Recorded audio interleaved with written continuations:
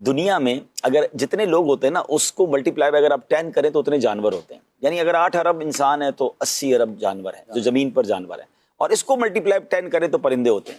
یعنی اس کا مطلب دنیا میں 800 ارب پرندے ہیں.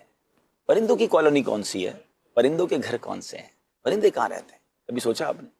پرندے کسی بلڈنگ میں نہیں رہتے, پرندے درختوں پہ رہتے ہیں.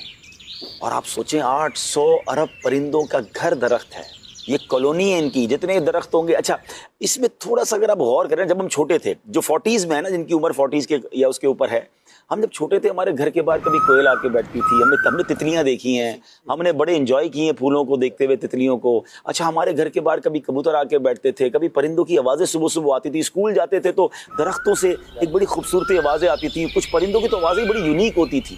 ہمارے اسکول میں بھی درخت ہوتے تھے, ٹھیک ہے. اب کہاں ہیں وہ آوازیں؟ اب کہاں ہیں وہ پرندے؟ اب تو آپ کے بچوں سے تتلیاں, ان کو بٹر فلائی باغ میں جانا پڑتا ہے. تو کوئل کی آواز شادر و نادر. ہاں یعنی ہم اب بچوں کو شاید بٹر فلائی تصویر میں تو دیکھی ہوگی, ہم نے تو اسکول میں اپنی کاپیوں میں, اور چلو جو غلط کیا صحیح کیا, لیکن ہم کاپیوں میں بھی سنبھال کے رکھتے تھے اور تتلیوں کو پکڑتے بڑے شوق سے تھے. شہد کی مکھیاں, یہ سب کہاں گئے؟ ایک غور کرنے والی بات ہے. شہر کراچی والوں سے میں بات کر, ہو سکتا ہے گاؤں میں ابھی بھی نظر آتی ہوں. جو بڑے بڑے شہر ہم نے کانکریٹ کے جنگل بنا دیے نا, ہم نے صرف بلڈنگیں بنائی, ہم نے روڈیں بنائی, درخت کاٹتے گئے. اچھا دنیا کے کئی پرندے ایسے ہیں جو ہم نے پڑھا کہ وہ سینکڑوں ہزاروں کلومیٹر کا سفر کر کے مائیگریٹ کرتے ہیں مختلف ملکوں میں.